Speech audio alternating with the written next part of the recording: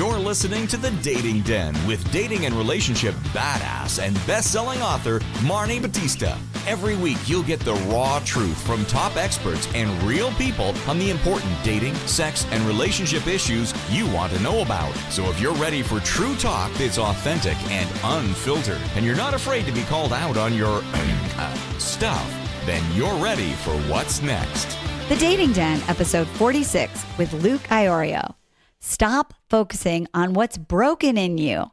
How to tap into your irresistible energy and create chemistry, desire, and wild attraction.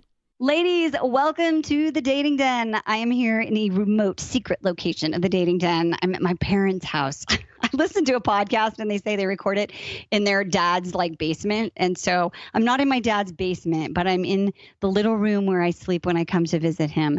And I just found out that there's some leaking going on. We actually have to pick up and move to another family member's. And instead of freaking out, I was like, that's cool. I wonder why. This is going to be another opportunity.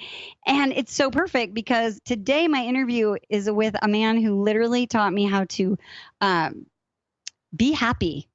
Not focus so much on what's not working and trying to fix myself and clear my blocks, but to really access joy even when life is messy. And I just think as daters, as strong, successful, professional women who are juggling caregiving, caretaking, trying to have your own life, this is a really, really important skill that I want you to have. And so I am super, super excited to officially welcome Luke Iorio into the Dating Den. Hey, Luke. Marni, it's great to be here. Thanks for having me. Now, you are a dad, you are a spouse. And so, when's the last time you went into a dating den? It has been an extremely long time.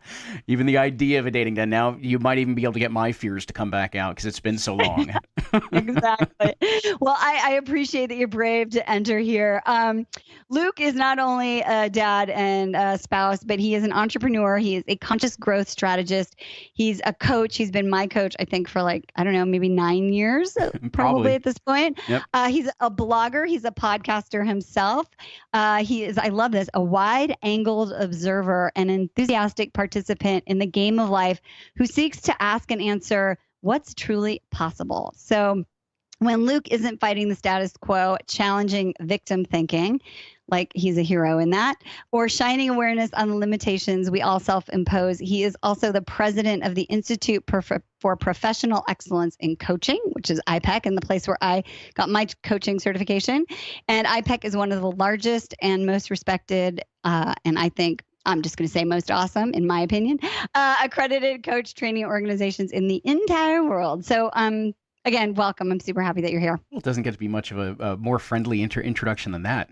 It's a great beginning. I like it. Good. Well, really, if you think about, I always tell people, I never ask you to do anything that I don't do myself. Mm-hmm. And that's a really important part of dating with dignity and is walking the talk. And so, you have been this person over the last 9 years or so who has really helped me not only, be you're a great business coach, but you're a great life coach and a happiness coach and a be the best person you can be mentor to me. So I just think that all the things that you've really helped me achieve are such important skills that I wanted to talk about it and share it with sort of the dating population, the single woman of the world. So one of the things that I want to talk about first is, and hear your sort of opinion on this, because you've been in this industry for a long ass time.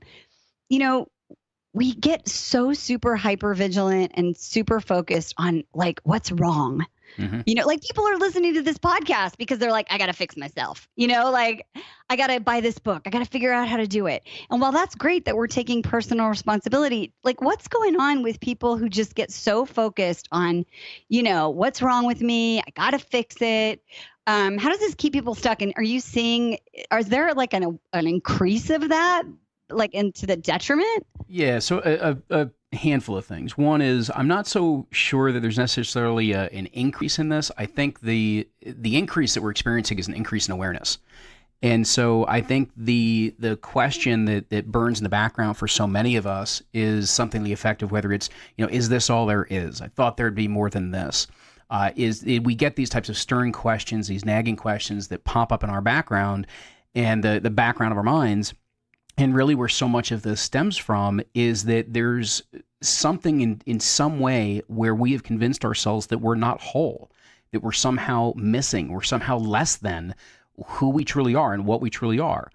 And so we get fixated on this idea of, well, we need to fill it. We need to fix whatever it is that's going on, because then I'll be worthy. Then I can be loved and I can experience love.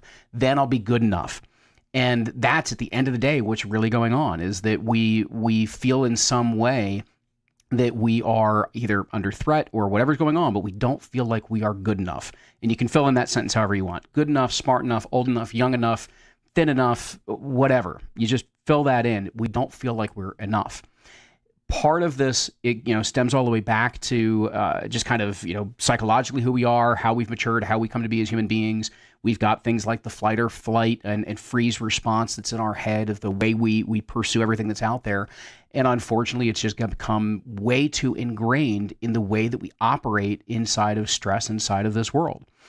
So we're constantly up against it, but we're not being chased around by saber-toothed tigers anymore. We don't need the same fair response that we used to have. We don't have to, to concern ourselves with getting caught up in that stress spiral quite the way that we have been trained and conditioned to be. So anyway, I bring all this up because we need to have awareness of how our minds work. We need to have an awareness that for some reason our psychology tends to move us towards this idea of not being enough. And when we begin to take a look at what we actually are, who we actually are, how much we actually have, what it is that we can truly begin to access inside of ourselves in terms of the energy and the potential and all of these wonderful qualities that we want to be able to bring out in ourselves, when we begin to focus there and recognize how to pull those things forward, there's just so much that changes in terms of how we see life, the decisions we make, what we have access to, and just the general joy of the experience of life that we find. So you said something really interesting that I think is so important, is you said, the daily stressors of life. Mm-hmm. And I think that life is so fast paced. And I think that dating itself, mm-hmm. Even being in relationship, right, is ripe with what energetically we would call stressors that I think a lot of people wouldn't see as quote unquote stressors, mm-hmm. because it's not like death. It's not divorce. It's not, being an hour late for a meeting or a hole in your ceiling.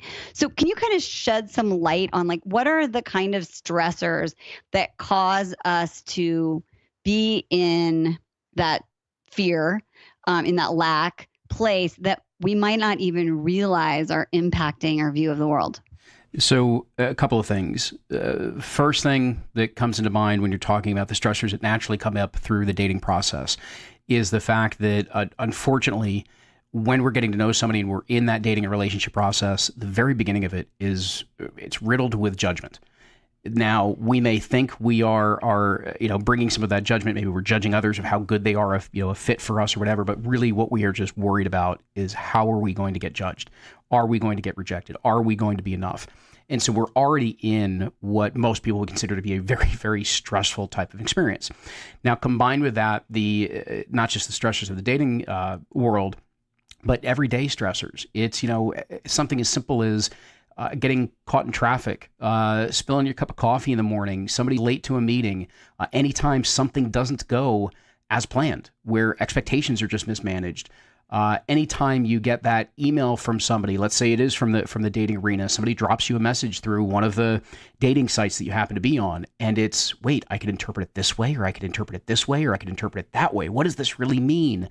And we just get caught up in this unbelievable story inside of our heads, and it kind of gets away from us.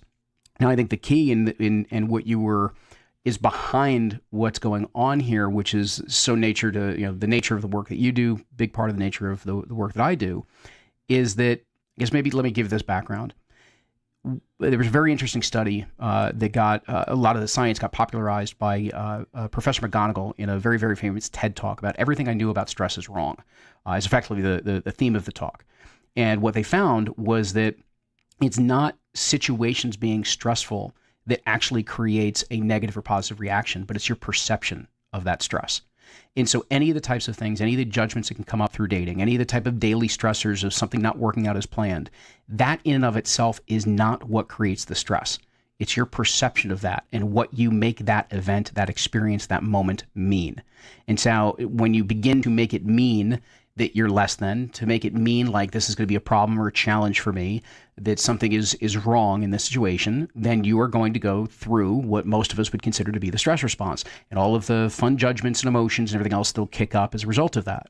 Whereas if you are coming at a place where you begin to recognize that any given moment, any given experience doesn't mean anything until we attach that meaning to it.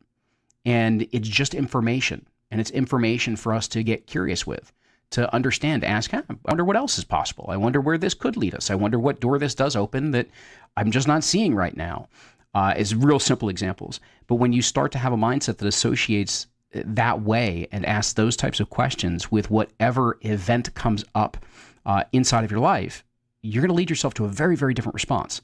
So you don't necessarily have to go down what most of us would consider to be that usual stress response. That's a really like highlight, underline, and rewind, because, you know, if you ask anyone listening about dating, most people will say, "Oh my God, it's so much work. It's so stressful." Absolutely. And so what you're saying is like the situation, the circumstances do not have to be quote unquote stressful unless your interpretation, experience, or perception of them, the meaning you make, is stressful. So that's amazing. Yeah, well, I think that, you know, the funny thing is that when you're in the dating part of your life and the dating sequence within a relationship, the irony of those first couple of dates to first many dates of getting to know each other, when you go on a date, all you're thinking about is yourself, meaning, how am I showing up? Am I saying the right things? Do I look the part? How is this going to work? And you're worried about how the other person is perceiving any of those answers and what you're doing, what you're saying, how you're behaving, whatever. The irony is the other person is thinking only about them, and they're only thinking about themselves. They're thinking about the way that you're perceiving them.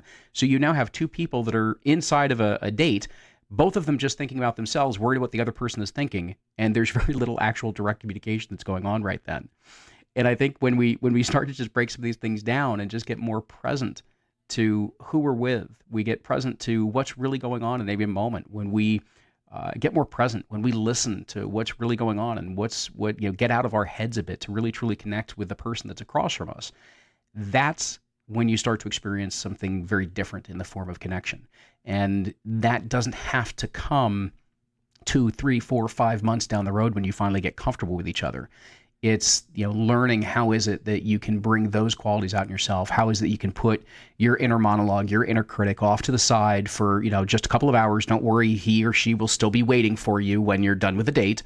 You can pick them right back up again. But how can you move that to the side and just be with the person that you're in front of at that moment? One of the tools that you shared with me that's made a big impact on a lot of the clients that we work with, which I would love for you to sort of shed the light on, is around acceptance. Because you were talking about the stories that we make up when we log on, when we see our profile. Someone says "hey" versus "hi." Right? What does that mean? What does it mean? And so could you talk about how acceptance can help someone then really truly be present and leave that little negative inner critic at the door? Whenever I talk and think about acceptance, I think about those stories that we've got running around our mind. I remember one of my absolute favorite quotes.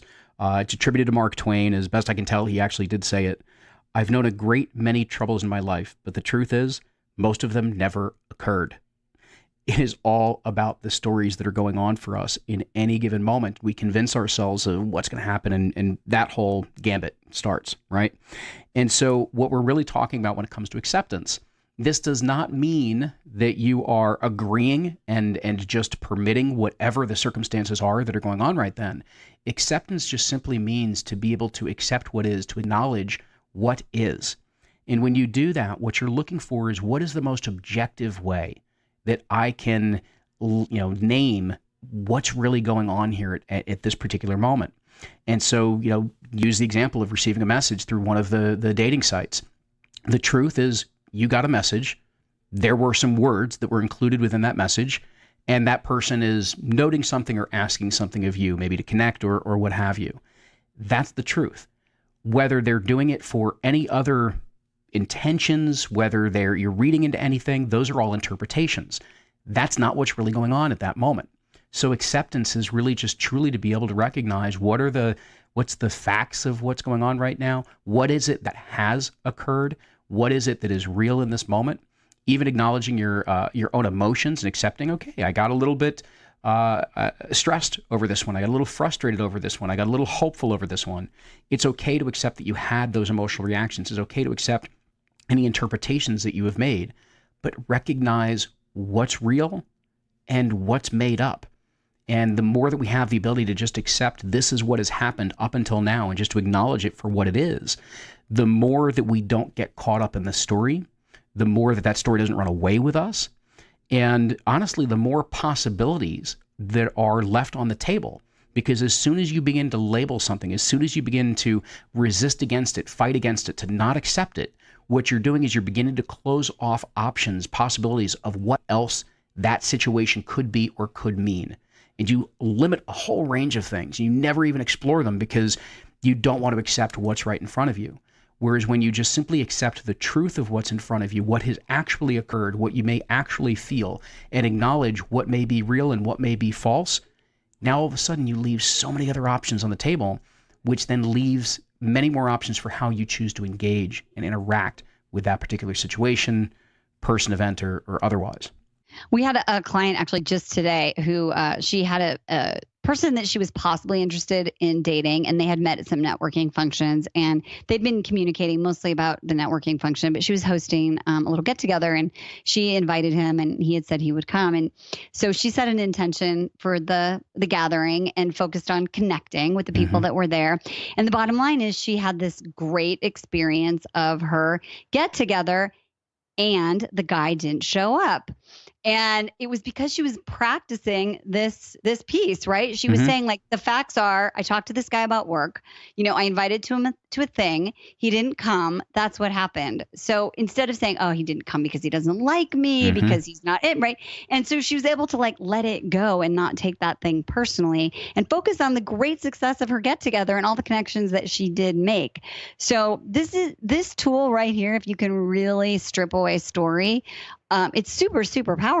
Well, and the other part that you just highlighted for your client there that kind of flows from this as well is that she placed her focus on what it was that she was able to control. And what I mean by that is not the story that comes after, and she did that wonderfully with accepting, what is and what wasn't. But the part that I'm saying is that she decided, this is the way that I want to show up tonight. This is the way that I want to make the most of the experience I'm having, the event that I'm attending. And she put her focus on the process and putting herself in the space of being the best that she could, of enjoying herself, of all of the things that she could control, which is herself. She can't control whether somebody else shows up. If they do show up, she can't control whether or not they like her. She can't control all of those things. And to be able to accept what it is that we can control in terms of who we are and how we show up, and to accept what is outside of our control, really creates a tremendous amount of space. It creates a tremendous amount of empowerment for how in which we can lead our lives. And it leads to a much more enjoyable experience. It leads us to really be able to put ourselves out there in a way that we know that we can feel really, really, really good about, and then let the chips fall where they may.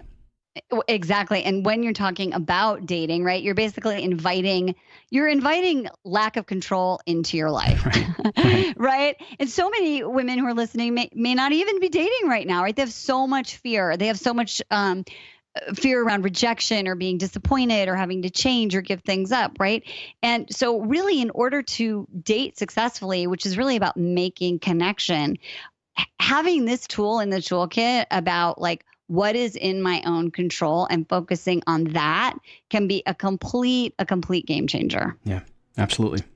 So if you were going to add one other tool in the toolkit for someone who really wants to look at dating in a place of joy and opportunity rather than fear and struggle, what would you sort of add? Because you have a tool shed. We've got a lot we could go into, but I'll take a cue off of actually what you just prompted for me in terms of we want to have more joy. And so a handful of things. It could be joy, but think of what is it that what is the quality of the experience that you would love to bring in to the dating experience much more often. And so maybe it's joy. Maybe it's a certain sense of like freedom, meaning that freedom to be yourself. Maybe it's just being true to yourself. What are the emotions? What are the qualities that you would associate with that? Now, this is part of where some of the work that Marni's alluded to that we've chatted about in the past and worked together on is around joy. And so I'm going to use that as the example. When we get clear on this is what I would love for my experience to include, the next thing we can do is we can ask ourselves, now where else in my life, where else in my work, where else in other relationships have I felt that emotion? I've had that experience. So we can start to remind ourselves of when it's been present. We can then start to get very familiar with when it was present. What did it feel like? I mean, quite literally, where do you feel joy or connection or love? Any of the emotions, any of the qualities that we're looking for. Where do you literally feel that within your physiology, within your body? Is it a warmth? Is it centered in a particular place, perhaps around your heart or something along those lines? And you can actually start to feel that emotional connection again. You can play the image of maybe the relationship, the experience that you had in mind that was bringing up that joy, and you can start to bring that emotion, that feeling up more and more and more. What that does is it starts to fill your body as if you are there again. And once you're there, now you can ask yourself, how do I want to bring this into this date, into this conversation, into this moment, whatever the case may be. So you start to picture, if I was truly here, feeling this joy, connected and feeling the warmth and the kind of the buzz of this or the peace of this within my body, how would I show up? What would be different in this conversation? What are some of the things that I would share that maybe normally I wouldn't? What are some of the questions that I might ask that I normally wouldn't?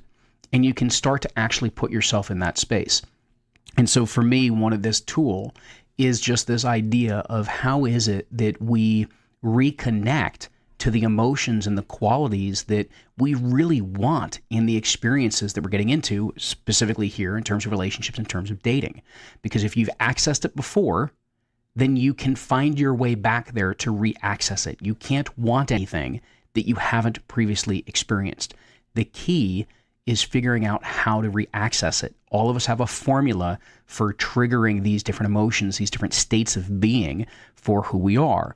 And I just gave you a quick example of, if you want more joy, using that as the example, if you want more joy, connect to another time when you have felt that joy in a relationship or another experience so that you can reconnect to it, you can feel it again, and you can ask yourself, how do I want to let that through here? And this is great because we have, 5 keys to being, irresistible, like really catapulting yourself to the top 10% of the dating pool. I always say you have to just be 10% better than 90% of the people out there. And the 5th key is around being playful and bringing a vitality to your approach. And so this tool, whether the word for you is joy or freedom or love or whatever it is that energy, right? That is that, it magnetizes all sorts of things into your life. And so what I think I really want everyone to hear is that this is possible even when life feels rough. I think we spend so much time focusing on what doesn't work, the things that are out of our control, right? Like I can't feel playful and full of vitality because I might get hurt because that happened in the past. Or, why bother being playful because, really all the good men in my town are taken, or men find me intimidating, right? It's like there's external, like what people think or what your fears are. But using this tool, you can literally access this playfulness, this vitality, literally like whenever you want. Well, it's honestly how I discovered some of this was many, many years ago. And I use this from the analogy standpoint, was that I recognized that there was a certain chaos that was going on in a particular part of my life. And honestly, I was just really tired of the stories that I was telling myself. And I mean, I was like, enough is enough. This is just, I don't even want to listen to myself anymore. And I just had this moment of clarity as if I went from this moment where you feel this snow globe being shaken, right? When you're really stirred up, it feels like you're in the middle of that snow globe that just keeps getting shaken and everything's getting moved all over the place. And it seems like it's turning to chaos. And then there was this moment where I stepped back from it. And when you step back from a snow globe, is after you've done, shaking it and everything else, you see this amazing, amazing order and beauty and rhythm and flow that starts to take over. Our lives are no different. We will have chaos that seems like it's flying and shaking things up all over the place. And part of that comes from the stories and the swirling of those stories that we tell ourselves. But when we step back to it, step back from it and say, what's really the bigger pattern that's being revealed here? What is this bringing my awareness to? What is this teaching me about what I really truly want in my life and what I really want to connect to? And you start to look back and you step back from that, all of a sudden there's this beauty that gets revealed. And you recognize that there is a higher order, there is a higher system, there is a higher pattern that is beginning to emerge at those moments. And the challenge is you never see them if you get stuck in the story. And so unless you can accept, going back to what we were talking about before, accept what is and what isn't, accept what's real and what's not, and begin to separate that, to be able to create a little bit of space for yourself, to be able to reconnect. If you can't reconnect to joy right now, connect to gratitude, connect to whatever it is that's a starting point for you to be able to do. And that creates a little bit of that objectivity. So all of a sudden you can step back from the shaken snow globe that you think is going on in a given moment and realize, even in the chaos, that's kind of cool. That's kind of beautiful. I love that. Because life is messy. Of course. I remember it was maybe 5 or 6 months ago, maybe not even that long. And there was I was in the snow globe and I was like, Luke, what does it mean? Like, what is the universe trying to tell me? And you're like, nothing. Right. It's just a situation. Why does it need to mean anything? Yes. Like our brain just is like dying for order. We want to know, what does it mean when what does it mean when they, and the truth is like, this is like, nothing. So it can be in some ways like that simple. The stories make life, like complicated, just so complicated. Okay. So my last topic I want to cover is just sort of intuitively. I was like, you know what? I need to ask this question on the behalf of all the women who send us emails and ask questions about their inability to make choices that intellectually they understand are probably better choices, yet they get in this state of being paralyzed, whether it's not having a conversation, whether it's giving someone another try, another chance, whether it's breaking up with somebody and being, incapable of doing that, but like not feeling like they're making choices. They're just kind of doing their life by default. Right. Can you talk about this tool of conscious choice and how can you create a shift there so that suddenly you are able to do it? So there's a lot of things on that. Starting first with conscious choice. What that really truly means at any given moment, what we need to remember is all of our experiences, everything we have ever been through in our lives, every past relationship, whether that be, intimate, personal, social, professional, all of those relationships, all those conversations, the first boss that we had, the way that we were raised, the first friend and the first foe that we made on the playground, all right? All of those experiences, they shape the way that we see the world. It's how we talk about, that's our consciousness. It's the way that we frame and see everything in the world, how we see ourselves, how we relate to everything in this world. And so to be able to make a really truly conscious choice is actually something that's really, really difficult because it's our past experiences. It's the beliefs that have formed, the values that have formed, the biases that have formed as a result of all of those experiences that are skewing the way that we see what's going on at any given moment. And so for us to make a conscious choice, we really do truly need to become much more aware of how we see the world, how we see ourselves in it, what are the beliefs that we have, and what are the ones that are really fueling us towards where we want to go versus what are the ones that have us make decisions that really are truly not in our best interest or even against what it is that we want to be able to do. And so we need to, use those types of tools and practices, everything from, the type of assessment work that I know Marni does, to practices like mindfulness and meditation, any of those types of things that help us unwind the stories, the perceptions, the interpretations, the biases that affect us from really truly seeing what's going on in a given moment, which affects the way, obviously, we're going to make a decision. So that's one side of it, is becoming as conscious as you can possibly be about who you are and how you see the world. That's part one.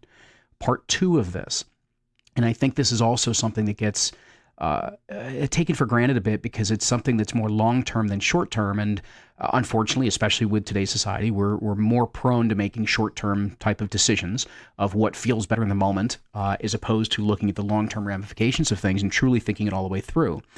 What we do is that we don't really truly consider for ourselves right now, what does it mean to live a life according to what matters most to us? And when we start to ask ourselves, what does it mean to live what matters? We start to look at what matters to us. What are our values? What do we really care about? When all of this is said and done, what do we hope to be able to pass on to the people that we have loved and family, perhaps it's around us, and friends that are around us? What is it that's truly going to matter most to us throughout the course of our lives? The clearer that we get on where it is that we want to be able to end up, when we get clear on what we want this life to mean, what we want to prioritize in our life, we get clear on all those things, now all of a sudden, it's easier for us in the moment to take a look at what's going on and say, how am I going to make this decision based off of what matters most to me? Not what matters just in this second, not what would feel good, not what would be convenient, but instead to take that macro level view of your life and be able to say, you know what, I know 20, 30, 40 years from now, this is what I would tell myself about the decision that I'm about to make. You want to make sure that you're in alignment with that. That's so deep. The clearer you get on that, the easier all those decisions will always be.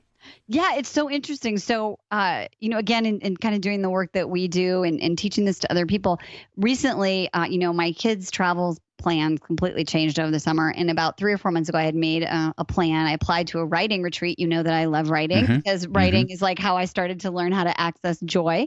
And I got accepted. It was like a huge deal. I was one of 6 people. My current writing teacher put in a good word. I started to, in my meditation, I started to get this thing that was out of alignment. And I felt like my kids' travel totally changed. And this retreat was literally over 4 days out of like the 12 that they were going to be home. And I was really struggling. Like, do I cancel? I don't want this person to think I'm not responsible. I started to go into that story. And then I got really clear, just like we're talking about here, of like, what are my values? My value is family. Right. And so what was really awesome was I wrote the teacher and she said, believe me, I totally understand. Guess what? This isn't a cancel. This is a postponement. She's like, you can come back anytime. The minute I get the next one on the calendar, you're in. And of course, my ticket was able to be like, I feel super good about it. But instead of wrestling with it, I use this strategy of looking at what is important to me. What is the mission of my soul? And it's really about family and connection and home. And so it became like a super easy decision. It's amazing because when you make decisions that are in alignment with what you're just talking about and what matters most to you, and you make that decision, the amount of peace that you feel the moment you make that decision, the relief that you feel at that moment, the joy that you feel at that moment tells you are congruent with who you truly are. But if you feel it like, come up where oh, well, no, I really need to do this. Or no, I think it's going to be, no, I'm going to try to do it this way. And you can hear yourself even try to convince yourself. If you hear yourself saying, oh, thank God I don't have to deal with that, where you feel like you've let yourself off the hook, you're going to know that you're not really truly congruent or in alignment with who you truly are and what really matters most and who you want to be in this world. But when you do make the decision that's in alignment with that, you know it down to your core. You know it through and through. Totally. I didn't feel like I was copping out. It was so weird, Luke. I was like, oh, but I put it on my vision for this year. Like I'm supposed, And so when you are like a highly driven, goal oriented, like all of the perfectionism performance was in that story, like I got accepted. My teacher put herself out for me. And in the end, it's like that feeling of peace. And that's priceless, really. Absolutely. So I could talk to you forever, and luckily I do get to talk to you often. But I hope to have you back in the dating den because this has been super, super valuable. There's so many tools in Luke's tool shed. I think you have like a tool. It's more than a shed. I think it's like I don't know, a tool mansion. A tool mansion. So I really appreciate you being here. And ladies, if you would like to know more about Luke, all this info is in the show notes, but you can also go to lukeiorio.com and IPECcoaching.com and just go down, look in the show notes, click on the links, and you can find out how to get more of Luke and listen to his podcast and really glean his wisdom. And you know what? I joke, my dad calls anyone who's like younger than him a YPK, a young punk kid. And so I like to say that Luke's the YPK because he's like, I don't know. Luke, have you always been that person, like when you were a kid where people are like, oh, that Luke, he's like wise beyond his years? I sure some of that popped up here and there, but I don't know. I don't know, but he's not that young, but he's super damn smart. So we're lucky to have you in the den. Ladies, practice. Like, what from this podcast can you start practicing? Let us know. Send us emails, respond, like us, love us, and share with your friends. And don't forget, date with dignity. We'll talk to y'all real soon. Bye-bye.